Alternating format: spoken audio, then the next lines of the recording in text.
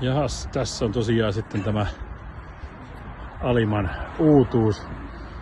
24 tonnin kuivalannan levitys kärry. Ja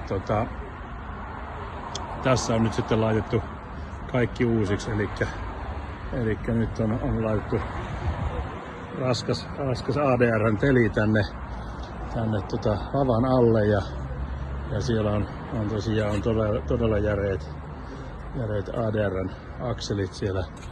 Takimainen akseli on ohjaava. Se näkyy hydraulisella lukituksella ja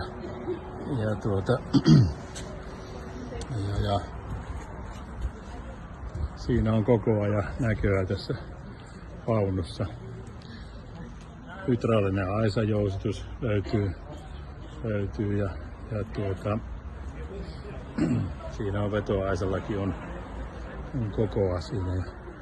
Voimasiirtolinjat on sitten täällä selkeitä.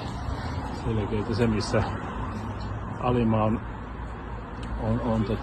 Alima käyttää tosiaan näitä Rögelbergin tekemiä saksalaisia voimasiirtokomponentteja, vaihteistoja. Rögelberg on tunnettu muun muassa siitä, että se valmistaa, tämä on jo pitkä historia valmistanut tankkeihin, panssarivaunuihin voimasiirtoa, joten niin tässä on kyllä valittu nyt sitten parasta, mitä markkinoilta saa.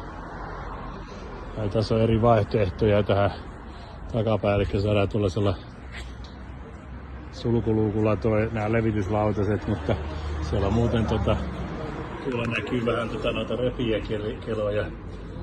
Siellä on hardoksia, kulutusosat tuolla ja tämä on helppo ottaa koko levityslaitekin, jos tarpeen tulee ja täällä on tosiaan